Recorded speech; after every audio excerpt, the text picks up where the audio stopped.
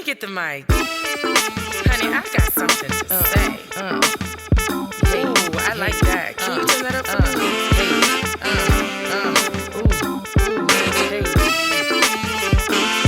No, like, it's Maja. But you know, Maj for short. Ask Maj. What's up, what's up? It's your girl Maj, and we are back with another episode of Ask Maj, the podcast, where I'm spilling all the real tea. Hello, hey y'all. Happy freaking New Year. It's 2021, and we have moved to another level of Jumanji. Oh, but we made it, okay? And I hope that y'all came out of 2021 better, okay? I ain't even screaming brand, what is it? New year, new me. I'm brand new, child. I'm better. I just want to be better. That's all.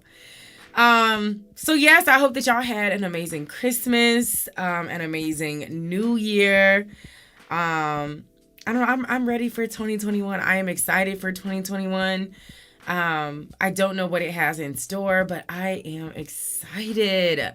And I hope y'all are just as excited as I am for your own personal ventures. But child, 2021, bring it on, honey. Bring it on. So a few church announcements before we hop into our Maj moment. And I got a fire interview today. But I got some good news and bad news. So the good news is I am doing, well, let me say this. Okay, so January 29th is my 1 year anniversary of podcasting, of Ask Maj Podcast. Can you freaking believe it? Chat, if you can, I can't. Like, I cannot believe I've been podcasting for 1 year. It has definitely been a journey, so many different blessings, so many different lessons and experiences. Like, it has been amazing, but we'll talk about that later. But so because it is my anniversary, I'll be putting out, I can't get my words together. I'll be putting out a lot of really fun content toward the end of the month, and I have a huge surprise for you guys. I won't be revealing it until the anniversary, so please stay tuned for that. And yeah, so I'm putting out some really fun content. So I'm really excited about that. I'm doing some rebranding, changing a few things up with the podcast. I won't make too much noise right now about the rebranding and some of the restructuring, because I'm still kind of working through those things. But I really want to work on providing a lot more value to you all. I think I had a great start to my podcast. I think it has been entertaining, it has been inspirational, and all of those good things. But I really want to get down to the nitty gritty of providing value to you, like, so that you can walk away from my podcast having learned something. So I'm working on that, and I think the beauty in this journey is that I can improve, I can get better, and I'm taking you guys along with me. So, as always, thank y'all so much for rocking with me and for sticking with me throughout this journey. I'm so excited for what's next. But the bad news is I am ending the season for the anniversary. And I need a break because I've been podcasting for a year nonstop. But I really want to take this time to do some planning, to do some rebranding, so I can really come back better than ever, and really improve on the podcast. So I'll be taking a break, like I said, some time to to plan and rebrand and all those things. So the last episode, so I believe there's 4 more episodes, including this one. So let me check my calendar. So the last episode will be Wednesday, the 27th. So yes, there are 4 more episodes, including this one, and that will be the season finale. So I have something really special planned for the season finale. And like I said, for the anniversary of the podcast, which the actual date is January 29th, but the last episode will come out. I think did I just say the 27th? Child, I lose my train of thought. Like, it ain't nothing. Yeah, so the 27th would be the last actual episode. But stay tuned for everything that's coming. I have some really exciting things, and I'll always be here. So yeah, I'll be taking a break and in the season and doing some planning and rebranding. So I'm excited for what's next. And that kind of leads me into my Maj moment.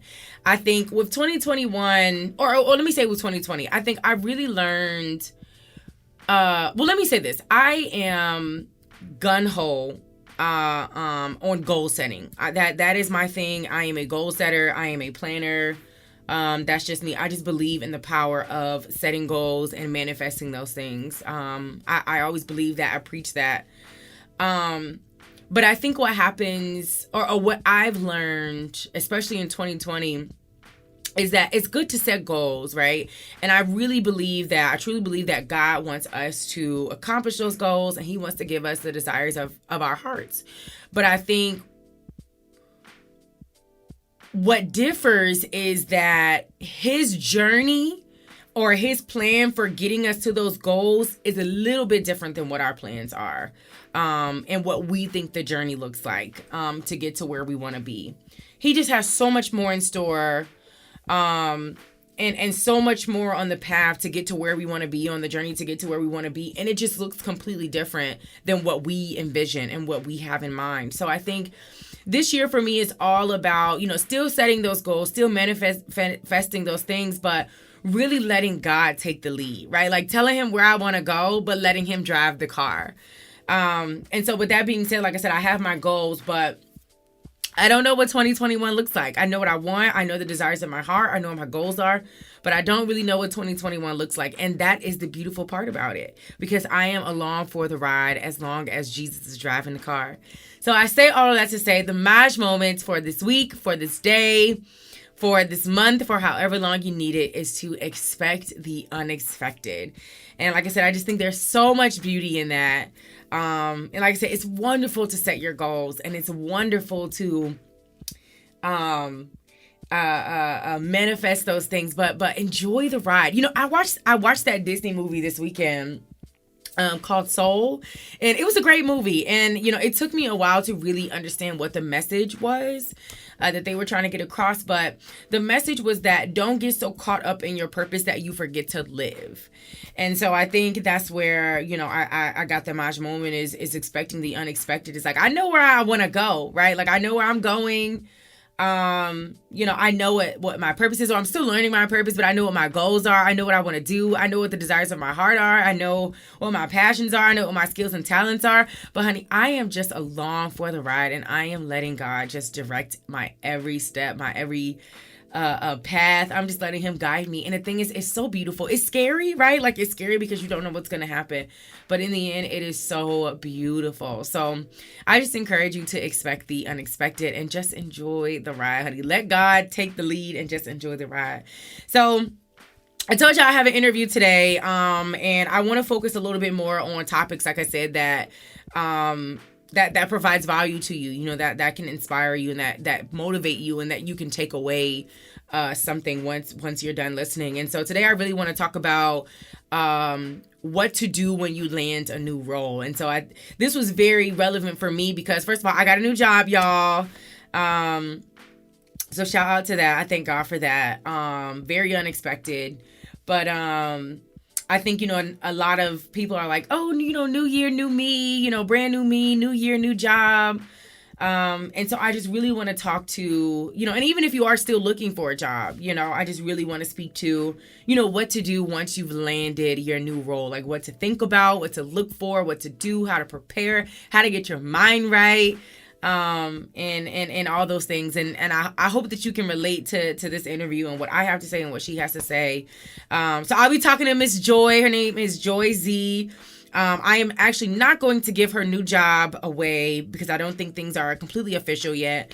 But she just landed a new role. I just landed a new role. And so we were just having a FaceTime conversation about our new roles. And I was like, wow, this would be a great topic, I think, because if you and I have such similar stories and we can relate, I know that somebody else can relate to this too.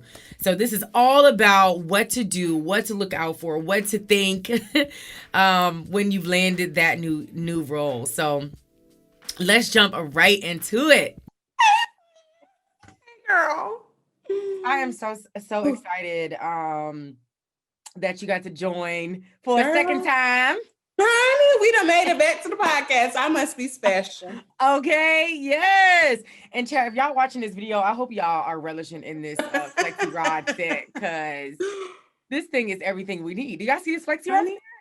Honey? We need a tutorial. When are you gonna start? Okay. Listen, Is that your calling? Is that your calling? Because yes, no, I but cannot. let us hop right into it. So, Joy, I wanted to bring you on because for this episode I really wanted to talk about entering into a new job and what that looks like.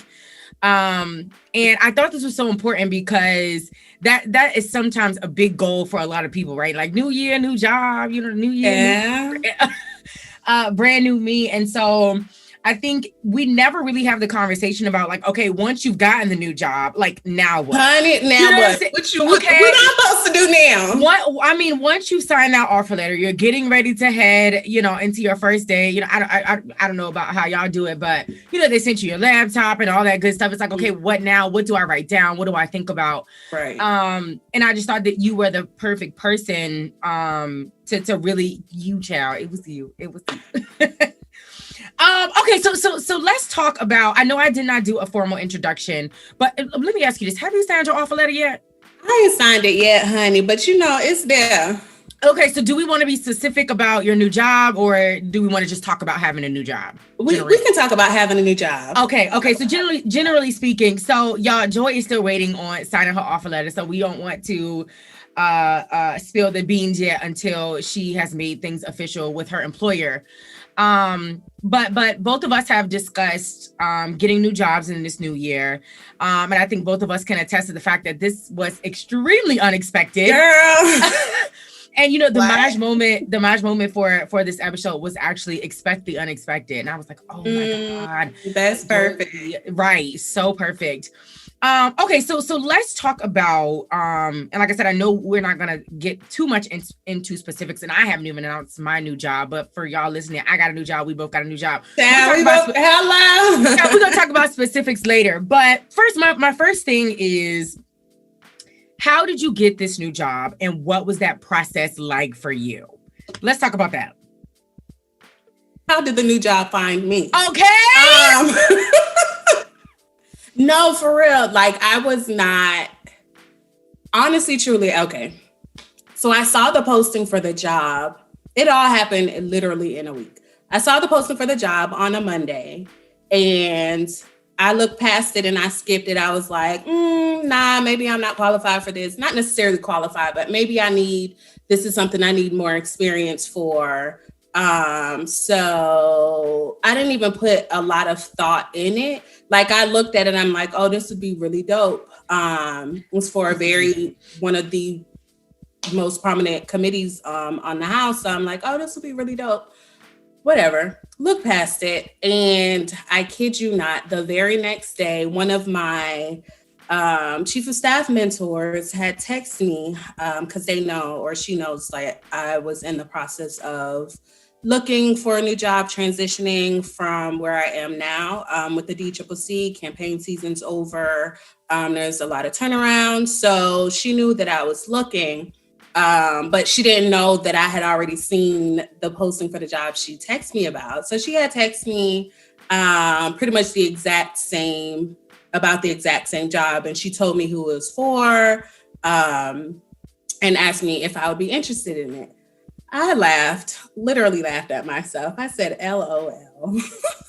And I was like, okay, I'm just going to say, okay. So I texted, I was like, yeah, I'll look more into it, but yes, I'm interested in it. Do you need anything from me? And she was pretty much just like, yeah, just send me your updated resume. So I sent her my updated resume, and then I emailed it to who I was supposed to email it to. And that was Tuesday morning. By 1 p.m., I got an email back. I was like, what is going on right now? It was like 1 p.m. I got an email back to schedule an interview for that Wednesday. When I said everything happened so fast, so I was like, okay, wait, scrambled, got everything together, and we scheduled the first interview for that Wednesday. So I interviewed with my staff director. The first interview literally was like a 10-minute conversation. She really didn't even ask me any questions. We got on the Zoom and she was just like, so what's up? It's like, Hey, you tell me you wanted to Right. meet with me. So we were on there. She literally asked me 2 questions. And she gave me space to ask her a bunch of questions. And because this is really out of my normal path, quote. So she really gave me a space to ask her questions, ask questions about the position. And she literally asked me 2 questions. She asked me why, like, because it's different from the path that I've been on, like, why do I want to work in this position or whatever. And then she asked me about one of my past positions, like which office I was in. Literally, that was it. So after that interview, that was Wednesday. And then Thursday morning, she emailed, well, no, not her, the CAO, Chief Administrative Officer for the committee, which is the next person up, emailed me to schedule a second interview for Friday. So I scheduled the interview. I interviewed on Friday with her. She was a little more in depth, but it still was literally a casual conversation. It really came off as though we want to hire you, but I just want to see if you crazy or if you okay. So we talked. We ended up talking about these Bath and Body Works candles that we went and bought. See. Like when I say it literally was like, and I enjoyed the conversation because it allowed me to see like, okay, I could fool with y'all. Y'all cool. You might be okay. I might like this vibe. I might like this environment. So that was Friday. And then that was the second interview on Friday. And the staff director emailed me back that next Tuesday, I believe. She was just like, hey, before the holiday, right before the holiday, she emailed me. She was like, hey, let me know what your schedule is. I want to follow up with you before everything. And so that Thursday before Christmas, she called me. I was driving. We were supposed to set up a time. Oh, people. And then we scheduled a time, but then we got the days mixed up. But she called me. Good thing I was driving. And then we talked, and then she offered me the position. And I was like, oh my gosh. So it literally, like, it was a really quick process. Everything happened in a week. And I was surprised. I'm still in shock. Like, this is really happening. But you know, we here now. God, we here. You know, and I think that hello. But you know, that was so interesting to me because I think when I think about my process, ours relate in so many similar ways because So really quick, this was unexpected for me because this company reached out to me. Right. I did not even apply for this job at all. This company reached out to me, and I went through about 7 to 8 rounds of interviews. Shout out to how these big tech companies be doing it. But, and just a little background: Joy is in politics, y'all. So just so I know, she talk about all the House, White House, and Capitol Hill stuff. That's what she talking about, y'all. They got their own language. But yeah, so I went through about 7 to 8 interviews, and then they offered me the position. And so when we think about, you know, the job process, and even the match moment, you know, expecting the unexpected, I really want to hone in on the fact of like, or I guess the advice to like, don't overlook those jobs that may be different from your normal path or don't seem as appealing, you know what I'm saying? Like when they first, because even when, you know, they reached out to me, I was like, I ain't really feeling this, honey. I'm in a whole new tax bracket, and it's not to you know, and it's not to brag, it's to say like, thank God I didn't overlook that. You know what I'm saying? God, and I did not overlook it. Goes both ways. So one, don't overlook those jobs that are different from your normal path, or that don't seem as appealing or have the glitz and glamour. And the other one is don't not apply. I know that's a double negative, but don't not apply because you don't feel like you're qualified. That part. Honey, because hello? Child, not being qualified don't mean you ain't really qualified. If you know what I mean. You know what I'm saying? You might not be qualified according to the job description, but I can get it done. What do you need? Hello, to do? Hello, and child, you know what I always say? God doesn't call the qualified; He qualifies the called. So don't skip over, you know, those opportunities. But another thing I really wanted to kind of debunk, right? Like when I talked about new year, new job. I think that everybody has especially after 2020, but like everybody has this mindset of going into a new year, like new year, new me. Like, oh, I gotta have a new job. I gotta have a new car. No, maybe you just need to stay where you are and think about longevity. But I wanted to ask you, was this your goal to land a new job in the new year, or did it just happen in your timeline? It partly just happened, but the way my current committee, I currently work for the Democratic Congressional Campaign Committee. So it's a term thing. So like every 2 years when the House does their reelection, the committee gets a new chair of the committee. So the new chair determines pretty much who he or she wants to keep on staff, or if they want to bring new staff, their own people, so forth. So that's the environment. So for me, it was more so, do I want to stay, or do I want to stay to see if the new chair wants to keep me on, or do I want to explore other opportunities? Honestly, truly, like my time here, it was great. It was a completely different experience than what I'm used to being on a Hill. Coming from the campaign side, although I still work very closely with member related issues, but it still was different. So for me, it was more so what do I want to do? Like, do I want to keep on this campaign route? Do I want to go back on the Hill? Do I want to explore something else? So it wasn't necessarily new year, I want a new job, but it was the term has ended. Are you going to try to stay, or are you going to get, a new job or a new position? So, yeah. Yeah. And what's interesting about what you said is it's about what did I want to do? Right. And exactly. So I don't want to push this whole, because we all have these like new year, new me, but sometimes it doesn't need to be a new year, new you. It needs to be a new year, better you, right? Better you, better decisions. Girl. Exactly. So just improving on where you are, and what you're doing, and all that you've accomplished. So, what was I getting ready to say? So it's all about your goals. It's all about what you want to do. Mm-hmm. You don't necessarily need to go into a new job because it's a new year. Think about your goals.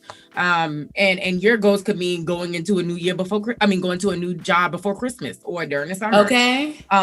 So I think the important part about that is understanding what your goals are, and establishing those. So in your case, you've gotten the offer. In my case, I've gotten the offer, signed the offer letter. I've actually started my new job. But once you've gotten that offer, right? Once you got off the phone with the lady, old girl with sis. With sis. After, she don't offer you the job, what is going through your head? Girl, it was literally like, for this job specifically, it was like, wow, I really underestimated myself in a sense. Cause it's like, I know, how you can do, like, you're qualified, like, you can do this, but what they're asking for on paper is like, well, no, I don't have that. I haven't done that.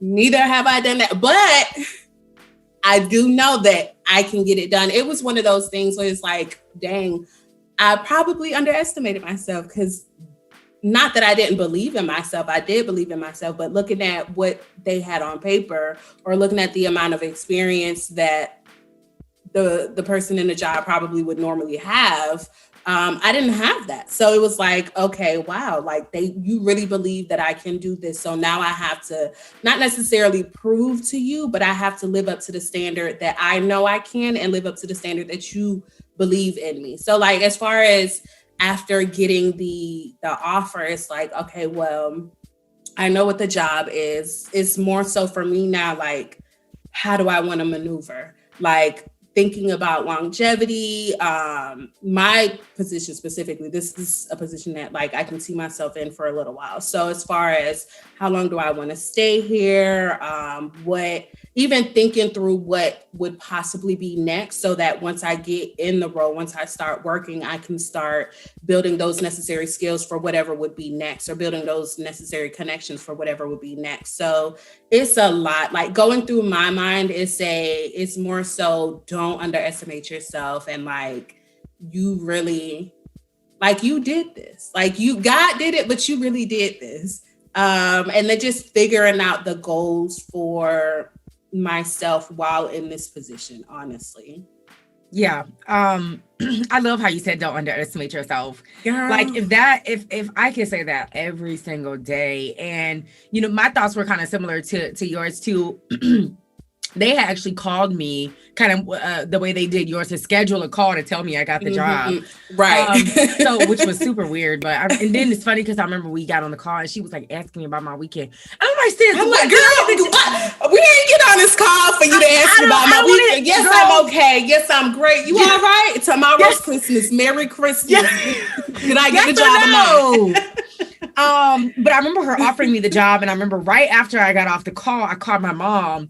And I told her like, oh, I'm getting ready to have this call with her, and I think they're going to tell me, whether I got the job or not. Right. So I remember right after I called my mom, and she said, well, what did she say? Girl, I just bust out crying. I just done. And I think, when I asked you, what's going through your head, for me, it was just like, there was so much. Like, I can't even pinpoint or say, I think I was overwhelmed. Yeah, I was definitely happy. I think overwhelmed with emotions, right? Like, happy because it's like, wow, I got this job. Right. I also felt a sense of like disappointment, even though it's a negative word, but like disappointment in a sense of like, I can't believe I underestimated myself. Girl, I can't believe I did that. Yeah, I'm never gonna do you like that again. Yeah, like I had to like look in the mirror like, sis, I'm sorry. Okay. I was like, my bad, sis. We ain't gonna do that no more. Yeah, to me and to God, like, I'm sorry, I doubted you, honey. I feel like he was one of this. He was just like, Like, Oh, okay. Do you believe me now? Do you trust me now? Okay. But do you? So it's just overwhelmed with emotions, happy, overwhelmed, but kind of, disappointed, but in a good way. Yeah. I was kind of anxious because I'm like, oh my God. I feel like as soon as you get an offer, you're immediately thinking about like benefits, health insurance, what I'm gonna be doing, a tax bracket, email. There are business cards, so many things. Everything, like you are literally thinking about so much. So there's so much going through your head. But I want to say that, of course, I love your point about, never underestimating yourself, but it's completely okay to be overwhelmed with emotions. If you get a new job and you like, child, I need a second. Honey, girl, that's normal. What you hired me to do? You, honey, that is normal. So with that, right, and just thinking about like everything that's going through your head, and I know you're still kind of in the early stages, but how do you kind of prepare for going into your first day? Who knows? Honestly, so for me, I guess is so. After speaking to like my good sis or whatever, getting all the information, what I'll be doing, training, when all of that starts. For me, it's more so preparing mentally, because the job I'm in now, it's really laid back, and we've been really laid back since election was over, and that was in November. So it's like we haven't been doing a lot. So I've had a lot of time to do nothing. So for me, a lot of it is preparing mentally, like, what am I going to be doing in this job? How do I feel? What are my emotions? Thinking through that and thinking through just what they need from me. How am I going to perform?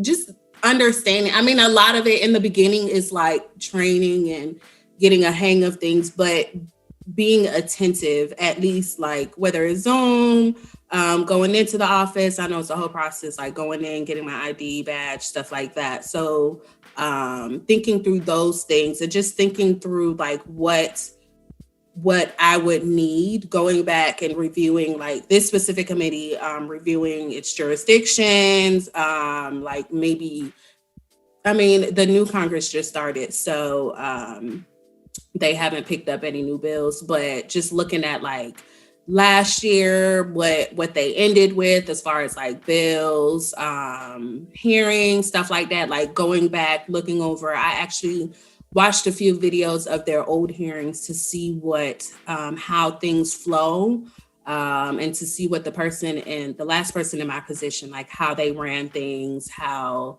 what was done, and stuff like that, reading through their press releases, the subcommittees, understanding their jurisdiction. So for me, it's like preparing mentally and understanding, because this role is very like, I got to be on top of my game. So I pretty much like go through that stuff to understand the committee, understand the members on the committee, the chairman, who I'm going to be working with, just like to get a general sense of like what's going on and what I'm getting myself into. Right. And then of course, like one of my first steps is setting up a time with my direct supervisor to chat. Like, what are your expectations for me in this role? What are your goals for me in this role? Like, how do you run things? Like, what's your management style? Like, are you trying to meet with me every couple months? Is it this is what needs to get done, do you type deal? So all of those, thinking through all of those things, and yeah, just literally taking it day by day, honestly. But that's pretty much like what I've been doing and what I've been thinking through as far as like preparing myself for the role. Yeah. I love that idea and absolutely agreed about really mentally preparing, because you have no idea. When you get a new job, you have no idea what you're getting ready to walk into. Absolutely. They can tell you all day on their interview, but you don't know. Then you walking in this hell and high water. Honey, you don't know what you're getting ready to walk into. So I love the idea of like, mentally preparing and really educating yourself and researching the company. So I'm really big on that, kind of educating yourself, researching the company throughout the interview process. And then I do a little bit afterward too, just to kind of refresh my memory and learn anything new that, I'm just interested in. And a lot of times, I'll create like a list of questions once I've gotten the offer. And if I feel like I can find them on Google, why not, Right. But another way I mentally prepare is, honey, I relax. Let me tell you something. Saturday, I went and got me a massage and a facial, okay, because I was getting mentally prepared. Yeah, I went and got a new tax bracket, and she said, "Okay," and lost my mind, child. But yes, girl, went and got me a little massage. But I think, as funny as it is, that is so important, because again, you don't know what you're getting ready to step into. Yeah. And don't get me wrong, self-care is always a priority for me, always, and I preach that. However, depending on what I guess position you're in, space you're in, capacity and self-care may look a little different. Right. And so it was just one of those things, like I just wanted to get it done and get my mind, like you said, prepared. This weekend. Okay. Okay. So now we talked a little bit about preparing. And I think you've kind of mentioned some of these things. Child, I didn't know he hung up that poster. You mentioned some of these things, and I'm sure you're gonna kind of repeat these. But when you think of, and let me tell you what I came up with first, and then so you can kind of develop your thoughts from that. But when you think of kind of first day, first week, first month, first 6 months, what do you do and look out for? So when I was writing this question down, I was like, oh, I got a good answer. So while you're thinking about this, these are the things that I came up with. Number one, I think the first thing to think about or look for, either one, whatever suits you, I would say, is to really make a good impression. Because let's be real, when you come in as a new employee, and not to say this in a bad way, but when you come in as a new employee, those employees are judging you based off of their first impressions of you, of where they want to put you in their work collaboration circle. Honey, I'm gonna be in my own circle. You know what I'm saying? And it's not even on no like friendship, not even on like a friendship thing, but like they judge you based on their first impressions to see how they're gonna work with you, how they choose to work with you. So number one, I would say make a good impression. Number two, I would say is in your first, you can always do this, but I think going in, this is really important, is to listen and observe. Yeah, figure out who's who got the power. Hello. Who treating who like what. You know what I'm saying? Who in their feelings, who take their job personal, who's workaholics, you know, Okay. where you fit in, where you're going to get in, where you fit in. And again, like I said, who has the power so that when you have an idea, you can go to this person. And not only that, learning about the people, but learning how the organization works, how it operates, the culture, and all of that good stuff, so that you can kind of assimilate to those things, like really still be yourself, but like assimilate. So really listen, observe, and that's how you do your job well. Like you said, like, you know, educating yourself, but like once you get in, you can see like what doesn't work, you know, what what they've been doing that doesn't work, you know, what you can improve on, what ideas you might have. And that comes from listening and observing. And the last thing I would say is, I had a good one. What was my last one? No, Jesus, bring it back. What did I say? The first thing was make a good impression. Oh, yes. So make a good impression, listen and observe. And number 3 is set goals. And you should do this before you get into your job. Because at the end of the day, what people don't understand about a job, new job, old job, whatever, it's a mutually beneficial relationship. It's not just about what I can do for the company, but what your company can do for me. Exactly. So when I think about career development, and where I want to go, career growth, you have to set those goals so that you can set a standard where you get to that company about where you want to go, whether it's in the company or outside of the company. But thinking about your path and where you want to go, that's up to you to decide. And then again, when you think about listening and observing, then you find the people and the processes and all that good stuff to help you get to where you want to be. So now your turn. And when you think of, you know, beginning stages, and even longevity. What do you do? What do you look for? So it's similar to what you said.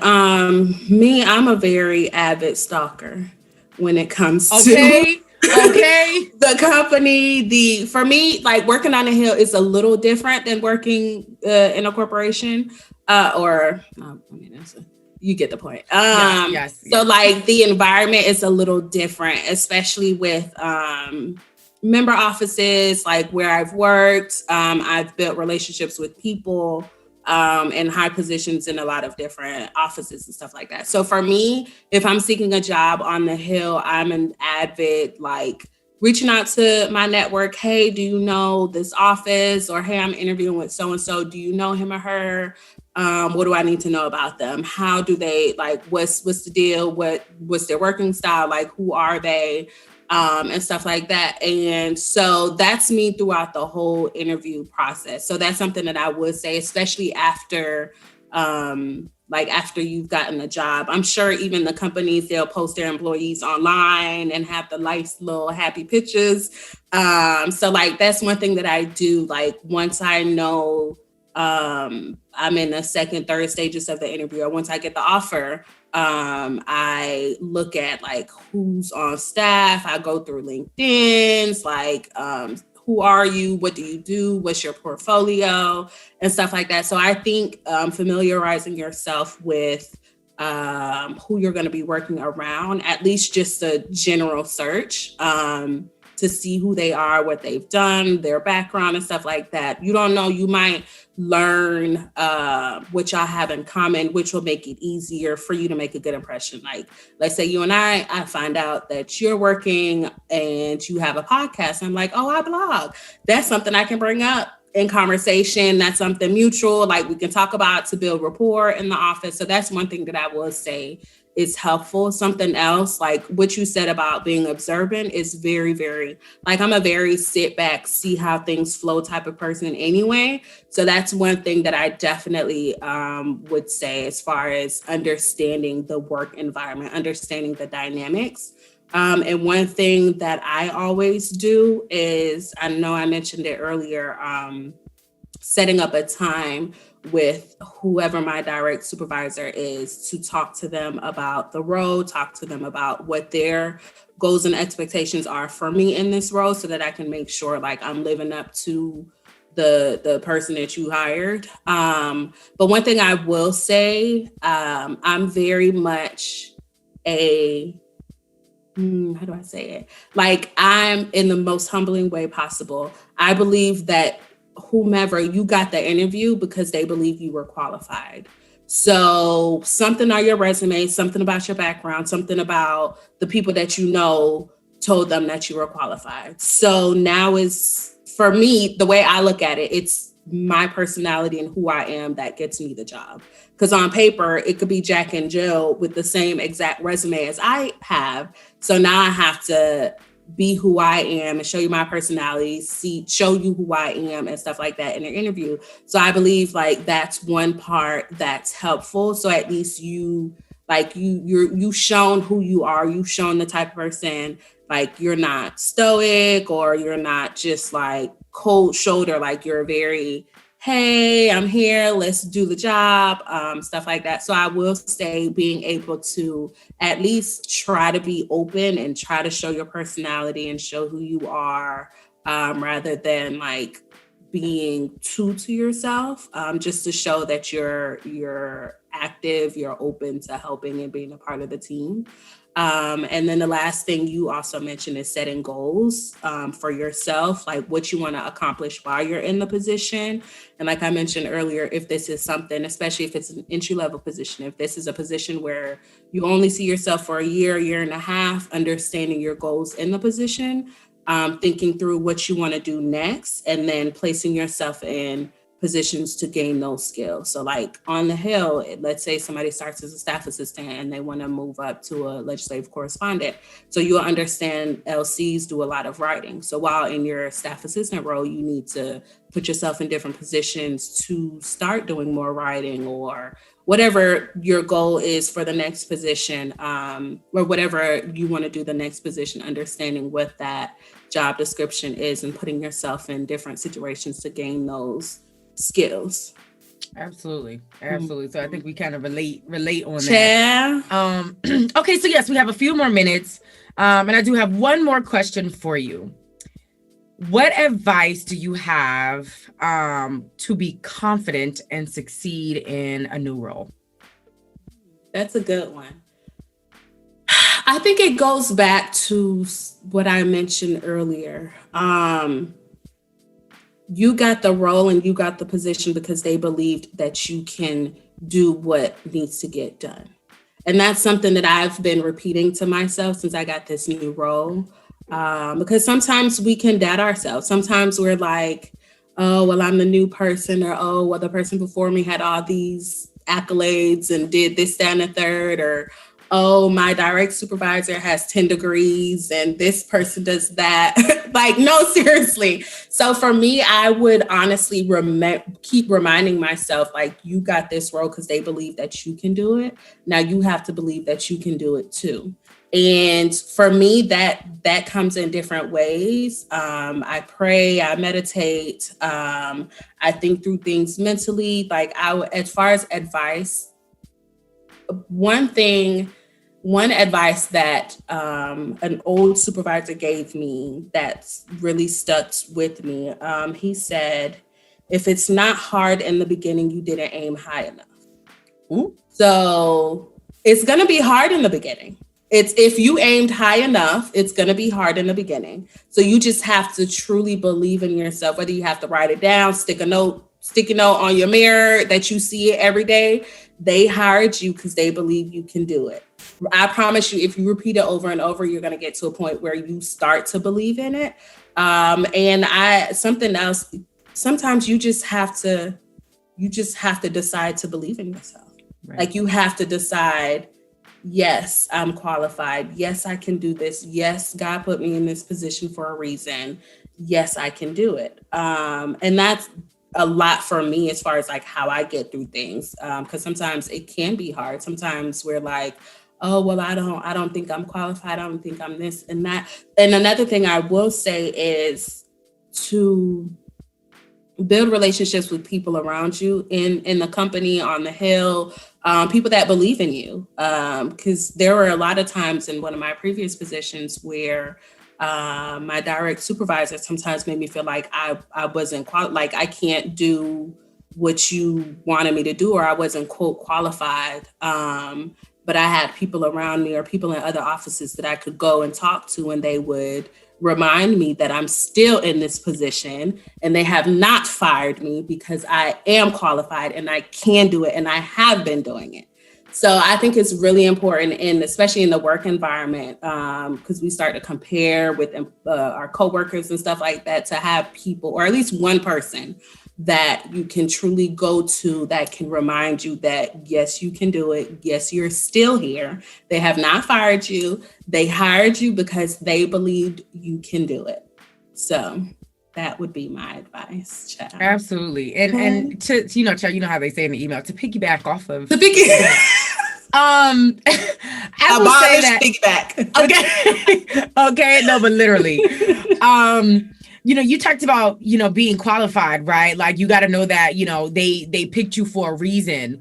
And one of the hardest things about the corporate workforce or whatever workforce you're in, or whatever industry you're in, is, that you're worth it, but it's about proving to these companies that you're worth it. But I tell you one thing, honey, once y'all picked me up, honey, that's all. That is it. That's all. I just need you to believe in me. Once I signed and delivered that offer letter.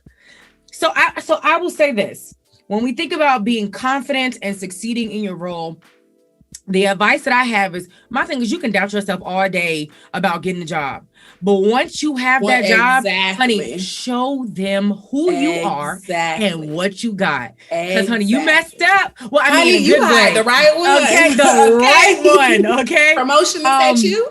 Hello, in a year, 6 months. Hello. What? Because my God did it once and he can do it again. So that's that's the one. And the second thing I would say is, have fun doing what you love. Right. Like, don't get child, it be so many people out here that's taking their job too seriously. And child, and after 5 o'clock, you still stressing about work. Honey, when we are happy hour, I don't want to hear about your complaints at work, sweetie. We're drinking. You know what I'm saying? So, and what I'm saying is, don't get so wrapped up in your job that you take the fun out of it. Like, don't be a fun sucker. Right. Have fun doing what you love. Like, get excited. Be excited. That's what I'm about saying. Your work. Like, show them who you are, your personality. Be absolutely. Now, and my mama used to always say, like, once you get in that job, I mean, you in now. That's what I'm saying. You in it. Y'all finna get this full personality, honey. So show it, shine your light, all that good stuff. Did you know who you hired? Because you okay, I don't think they do. You done messed up. You done messed up. So they're gonna be like, "Yeah, that magic girl." You messed up.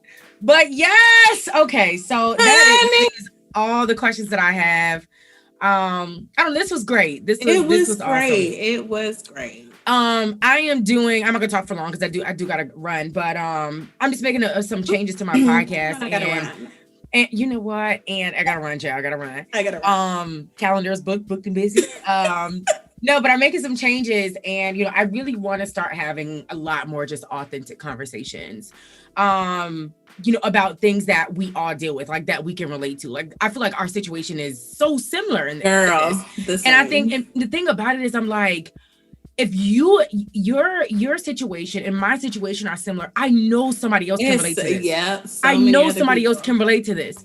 So, and the thing about it is, I don't get me wrong. I want to be, a celebrity host, and I want to interview Beyonce and whoever else. But I think some of those authentic conversation comes from the people that are on your level that you can learn from. You know what I mean? And so sometimes when you sitting up there on a panel with a Fendi bag and Louboutins, and when the audience can't afford that, how can I relate to you? Yeah. You get what I'm saying? So, but I mean, if you want to give me a Gucci bag for my birthday, you know what I'm saying? I there was this Burberry one I saw, so let me know, because I sent you a picture. Burberry. I ain't got no business in the Burberry store. No business. I don't got no business buying no Burberry. None. But all right, sis. I'm going to let you go. Thank you so much. The episode comes out on Wednesday. Good. So I'm gonna put. Child, let me tell y'all. I asked Joy for a picture for the flyer, and she sent me like 5 pictures. I said, "Oh, options, honey." Gave you a few to choose. I said, "Oh, this is different." It's Well, some people like, just go on my Instagram. Oh, okay. Well, child, she said, no, I will provide you options. Okay, content. I'm here for it. But yes, look out for the flyer. Hopefully, I will post it tomorrow. What's today? Monday. Yes, I'll post it tomorrow. The episode comes out Wednesday. So yes, love you. Love you, boo. Yes, I'm excited too. So check it out on Wednesday, and I will be in touch. Hey, bye. Peace. See you later. All right, y'all. That is your dose of Ag Smaj for this week. Thank y'all so much for listening, and I will catch y'all in the next episode. Let me get the mic. Peace. Honey, I got something to say. Oh, I like that. Can you turn that up for me?